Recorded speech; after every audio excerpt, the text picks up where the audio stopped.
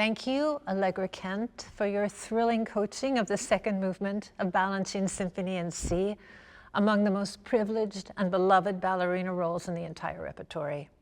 Before I fire some questions at you, I just want to put in a little bit of background.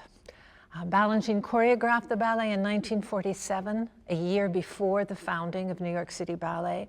He did it for the Paris Opera Ballet to a score that Georges Bizet had composed at the astounding age of 17. The score was unpublished in Bizet's lifetime and was completely unknown until the mid-1930s, so it still had the freshness of new discovery when Balanchine decided to work with it. The second movement of 4 was made for Tamara Tumanova, known for her exotic beauty as well as for her rock-strong technique. Less than a year later, Balanchine remounted it for Ballet Society, City Ballet's predecessor in New York, and he changed a good deal of the second movement for Tanaki Leclerc. Symphony in C was on the opening program of New York City Ballet in October 1948. And 4 years later, you borrayed onto the stage. You began your career at New York City Ballet in the core of the second movement of Symphony in C. Can you tell us something about starting out there at that time? How long had you been in the school? How old were you? What did it feel like? I hadn't been at the school that long, about a year and 15 days. Okay. Or something Okay. in that range. And I'd never been in a school rehearsal or anything like that. I didn't know how to put on makeup. In those days, when I was 15. You were 15 years old. Yeah, the children didn't wear makeup. Nowadays, people wear makeup when they're 5 years old. But, so it's like, ooh, on stage. You wrote about the bourrées that begin this movement in your book very beautifully, about the entrance step of bourrées. You call them tiny shimmers of dance that resembled nothing in real life. No one does this step to board a subway. So that was your entrance both in the corps and later on as the ballerina. I just want to ask you one special thing about that first performance on a New York City Ballet stage for you. You got a very special tribute from Madame Dubrovska, did you not? It's true. She came backstage after that performance, and she gave me an exquisite nosegay that was violet flowers with one pink rose in the center. And she told me that Dubrovska told me that Anna Pavlova had given her that configuration of flowers when Dubrovska first did her performance. So Pavlova, way back in Russia. Right, so Pavlova to Dubrovska to you. It's just such a beautiful tradition, that's all. It's astonishing really how direct that line is, how beautiful. So you were 15 then, and by the time you were 20, you were dancing the ballerina role in the second movement. You embodied it for years ever after. Can you tell us about the rather exceptional circumstances under which you first danced the ballerina role? Well, I usually danced the third movement. You were a jumper. The principal, because I was a jumper. But we were in Australia at that time. That would be when I was 20 years old. And we had a small company, 50 people. When the Bolshoi came to America later on, they brought 200 people.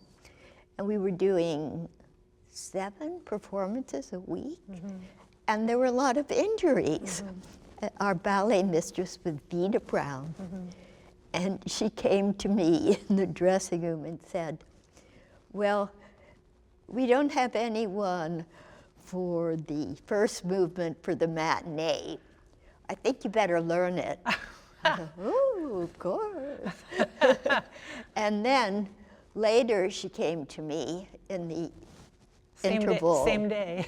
The same day, and she said, oh, some more people are out. We want you to do the second movement principal part.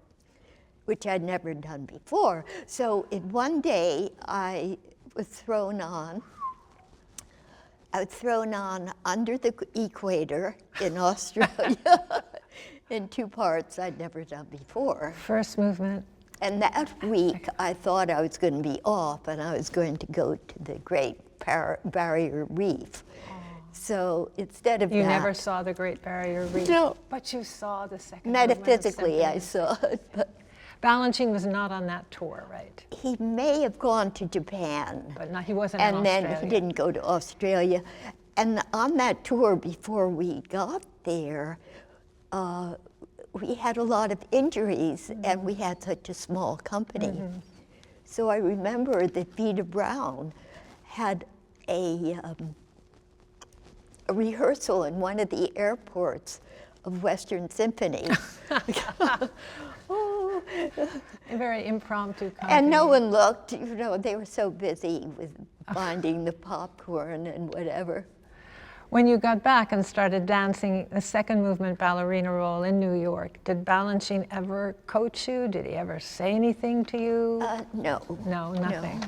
I'd seen Tannehill and Diana Adams, but what I used to do when I watched ballerinas do a part, I'd think, oh, I think I would do it differently. I had my ideas. And at one point, Balanchine told a lot of people, ballet mistresses, that they didn't want them to correct me. He wanted to see what I came up with. But if he felt I was going the wrong way, he would tell me himself. Let's talk about the entrance, if we can, because you're doing bourrées again, your tiny shimmers of dance. But you spoke about casting a spell while you were coaching, and this ballerina both seems to be under a kind of spell and to be casting a spell from this first entrance. Is there any way you prepare for that, or is it just listening to the music? It's complicated, but you're in the wings or near the wings. You're entering this other world of ballet. It's so unusual. The point, you're on the point. It doesn't resemble real life, although in some strange way it can. In the romance. Passion, beauty, romance. Things we wish we had in our lives. Danger, Swan Lake. We'll get to danger in a little bit. I want to just mention something about the oboe line, which is Balanchine delays your entrance. First of all, there's a little court in front of you, and then you enter to this beautiful oboe line, this very sinuous line, which was meant by Bizet at the time. People would have known it to evoke a kind of Arabian Nights fantasy of some ideal French romantic imagination of the Orient, sort of like an Ingres odalisque in sound, this sort of sinuous line. It's almost Bayaderish opium dream, this idea. All ballet is an opium dream. Well, there you go. All right, quote Allegra Kent. All ballet is an opium dream. Bizet took us to many places. He took us to Spain. That's right. That's right. Absolutely right. Absolutely right. Yeah. Music took us there. He uses almost the same oboe line, almost exactly in this opium dream of an opera called The Pearl Fishers. And at that moment, the tenor is approaching his love, who is a veiled and forbidden Hindu priestess. So that's the realm in which we're dancing. Let's talk a little about the lifts, which you spent a good deal of time on today. Balanchine rarely spoke in terms of the poetry of words about his own work, but he did make an exception for the second movement. He called it a dance of the moon, and he said, this comes to us from John Clifford, who seemed as surprised as anybody else to hear it, that the low lifts back and forth across the stage where the ballerina's leg is slowly unfolding were the moon going across the sky. Is this anything you ever heard while you were dancing? Does it mean something to you when you hear it? Can you feel that? It does mean something when you say it, but Balanchine didn't talk about the ballet, his feeling. But Balanchine was a poet. So he took us there in a different way. Oh, Maria Tallchief used to say, Balanchine is a poet. Yeah, clearly. I know when you were coaching this just now, you were encouraging Mira to just skim at one point. And you were trying to, you said, it's mysterious because you don't know where you're going to. You were trying to keep it from looking too definite, I think, maybe. Is that right? It's celestial. Celestial. Yeah. Lunar even, perhaps. And you even used the phrase, I'm pulling this out from what you said during the coaching, it should show a sense of wonder. And there's something about the smoothness and steadiness of the movement, which I think you were encouraging, that the leg be brought out just without any abruptness, without any sudden movement. It's almost still. How you travel in ballet is very important. How you use the arm. I mean, it's the body. It's the body and the earrings. Well, your earrings are wonderful. No. Speaking of clothing, we saw a video in which the man was wearing white in the second movement. And in this moment, particularly when he was supporting the woman in these lifts back and forth, I think you found it disturbing. And we began to talk then. Would you talk now about, should the man be all in black? Should he be kind of a kabuki stagehand who just disappears? Should he, those little white socks, what are they there for? Should he have them? Should he be in white and be her equal? What are your thoughts on that? When I first saw the ballet 3/4 of a century ago, the costume for the man was all black with white socks and black ballet slippers. So you saw the hands up to here, and you saw the feet. And in some sense, it might look like a practice costume, but it isn't, because the woman is wearing a white tutu and a crown. Was there any decoration? Yeah, there are decorations, but basically it was tutu shape with this. And so if the man is all in black, he kind of disappears, but also it looks a little sinister. So that contrast Of keeping the white apart. of keeping the white, echoing the white, gives a definition to But you it. thought the white costume, it was in a European or Russian company, was but right too much. now the New York City Ballet is using all black, no white socks. The white socks might seem sportive, like basketball or something, but it But they ends serve a up purpose, you're saying. Yeah. it ends up being so very right, which is interesting. Yeah, no, that's very Karinska. Karinska knew what she was doing, yes. Let's go to the balances, all right? The big and famous one is the one with her leg extended in a développé à la seconde while the man walks around her. So how hard and how scary is it? It seems scary because it's à la seconde. The audience is there. It seems like you have no support, but it is a balance. But certain things can help a great partner, of course, and a sense of balance. I mean, if your preparation is too far back or Your weight has to be straight. very straight and from one hand to the other. Certain changes have happened in the choreography. It used to be just développé à la seconde. And the arms there, and then the à la seconde. Now they're doing one arm and one leg. It didn't used to be that way. There's an added port de bras, you're saying. Yes. Now. Yeah. So it's hard to say if Balanchine did this or it evolved. from a ballet mistress or, Right. I don't know. But anyway, there are Right. certain details that are different. Right. Well, Not just that, other details. Oh, and yeah. maybe intention. Tanaquil Leclerc said in a later interview that this was her hardest role because of the balances and that her heart would always sink before them. And it always makes me laugh. She described Tumanova, who was a famous balancer. She said, you had to knock that woman down off point. But in Where the wind blows. But in fact, when we look at performances by the Paris Opera Ballet now of what they call Palais de Cristal, the ballet that Balanchine set on them in '47, you see that the second movement is very different and that there is no développé à la seconde balance. In fact, it's a balance in arabesque done in profile to the stage, and the man just walks around her. So it is a balance, but it's very different. And what's harder? What's easier? What's more? The à la seconde is harder. different because you're facing front and your leg is there.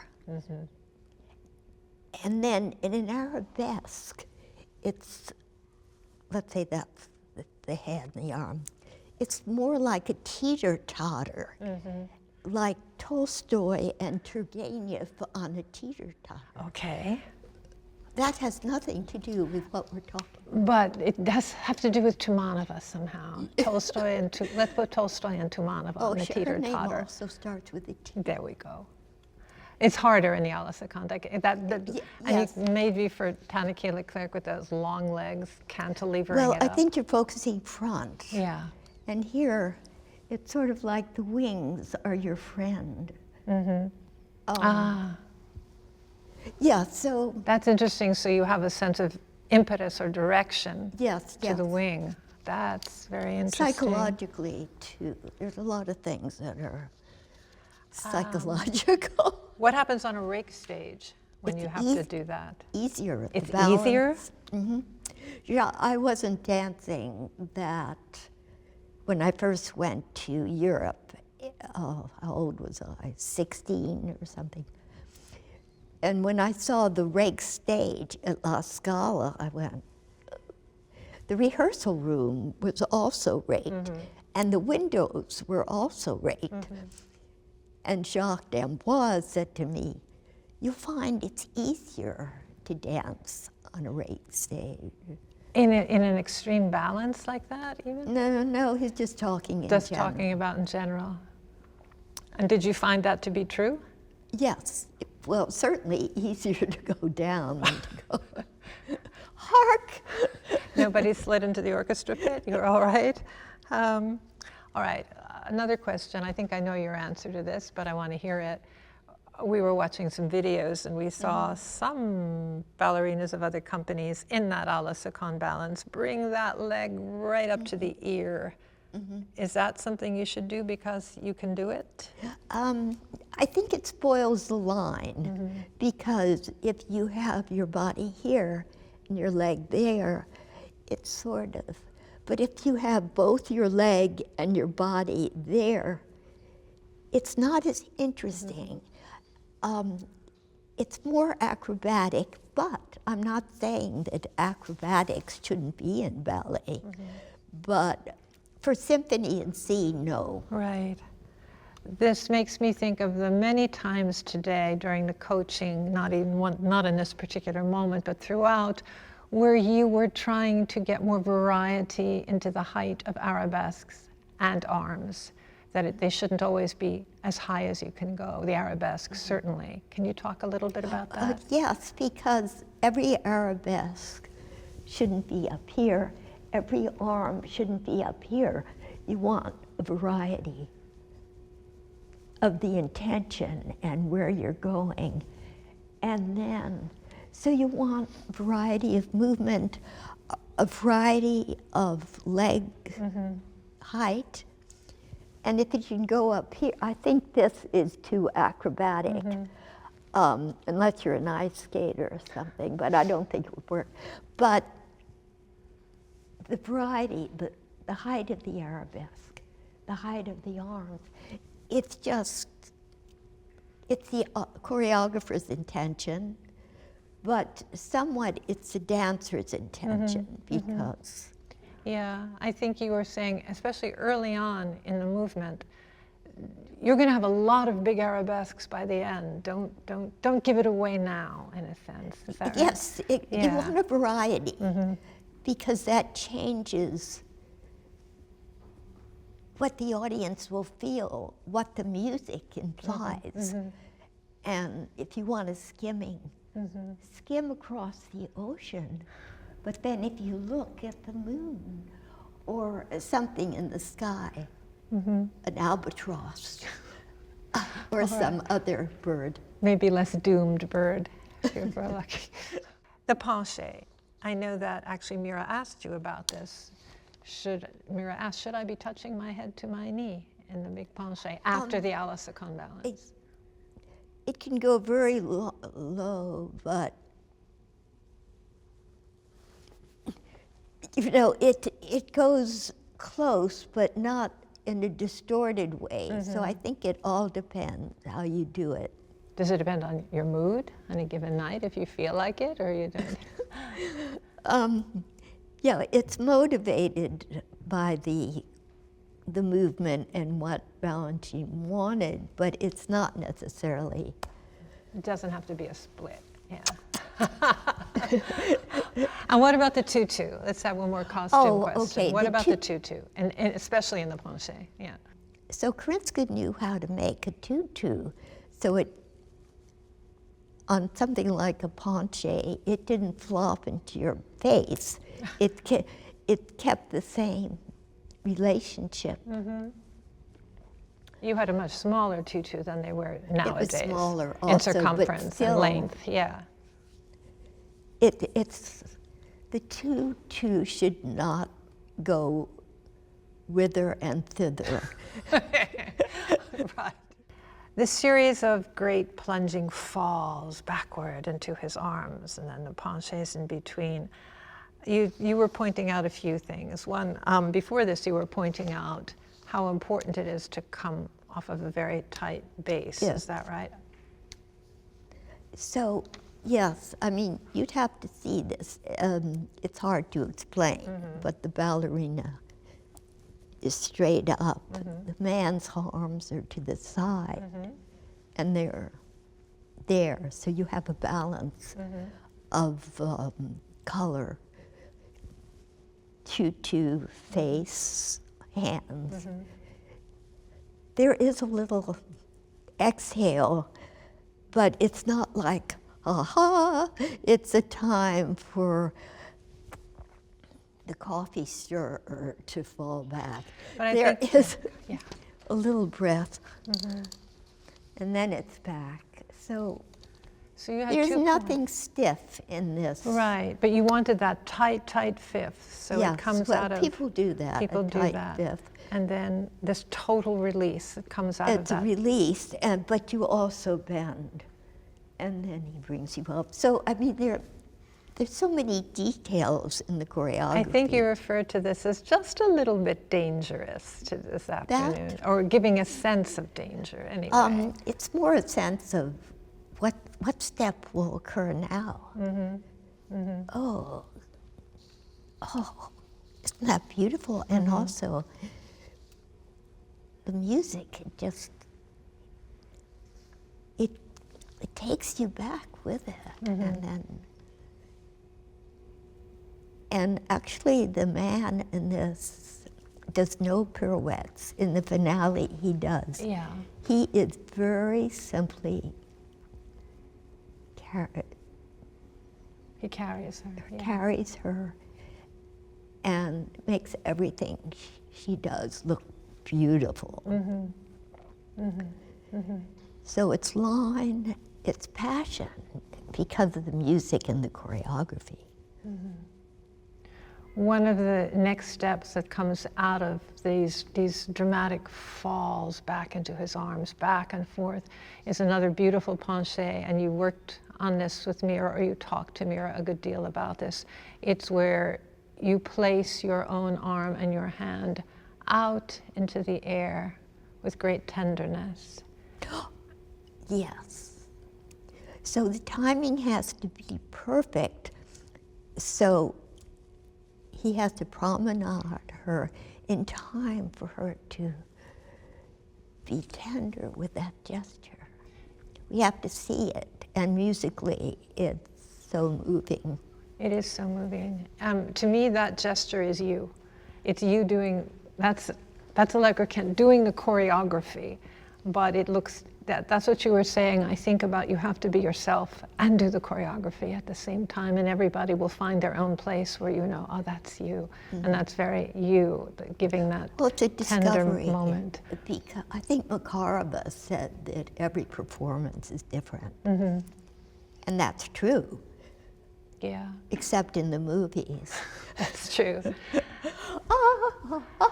And does the man sometimes too often simply whisk the woman around too fast for her to be able to place Well, the the hand timing that way? has to be perfect, because otherwise, She doesn't get to do that, or we don't get to see her do it because Yeah. she's already being or turned maybe away she from can't. us. Yeah, Yeah. she can't fit it in. Between the two pieces of bread, she can't get the avocado in. Then the fugue. So I was struck by, there's a moment where the ballerina is waiting, and the man is off, and now she's alone with her retinue of women, and she does very different things when she's with them, a lot of precise footwork. But before, I noticed you, even when the ballerina is just standing up stage, you were careful to say, you're not a statue, you are listening to the music. Could you talk a little about Yeah, that? I mean, it's a pose, but you're not frozen. You're not moving, but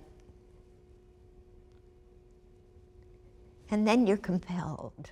But I mean, that isn't a step. So it's like a piece of music. You're still Different instruments join in or disappear. So. And you're one of them in a way. You're still responding to the music, even though you Hopefully have no you're responding. choreography at the moment. Yes, but you're on even stage. in your stillness. You're still absorbing it in a way that we can perceive without being able to say, "Oh, she did this or she did that." But it's alive through your body. That was just very beautiful the way you did that with Mira. Then the walk forward on point, away from him, and then back. This is towards the very end. Towards the very end of the pas de deux. Could you talk about that a little bit? Yes. You've just done, it's a love pas de deux at that point. You're out of the fugue. And there's passion between the two principals. But it's not passion, it's gentle and caring. And then that walk forward is not da, da, da, da, da. It's just It's not the tick-tock thing that Oh, sometimes tick-tock, we see. no. Yeah, with the legs swinging too far No, out when they move back, yeah. It's a proceeding forward and here, and then proceeding back and melting into his arms. And then he takes her around.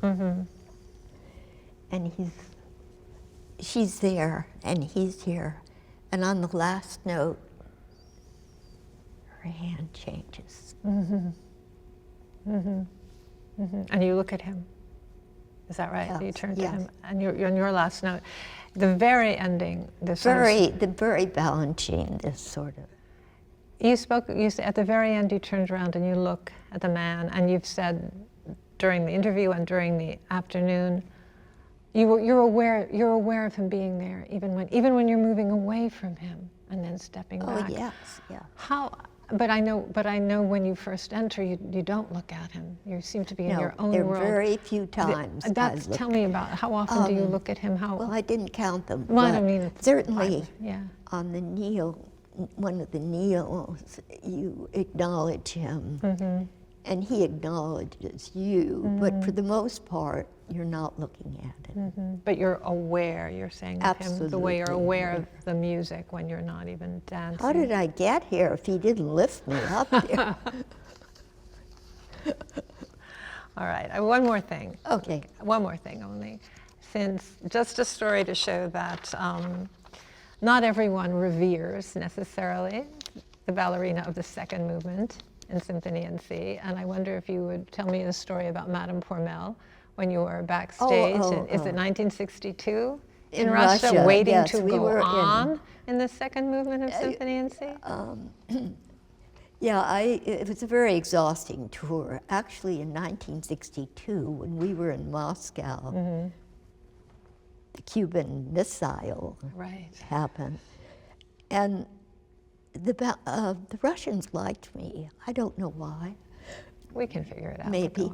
No, they did. But I was pretty exhausted. And backstage, I put my hands here in the tutu to gather my wits about me. You're literally waiting to go on, is that right? Yes. And Madame Pourmel came up to me and Costume said, mistress. So to "Are speak. you comfortable?" And I said, "Yes." And then she said, "Well, get your hands off the tutu." And I nearly started to cry. But I thought, oh no, I can't go on stage crying. That's not a good idea. So I suppressed the tears and started doing those little shimmers of light. That they never do on the subway. Thank you, Allegra Kent. Thank you, Claudia. Thank you.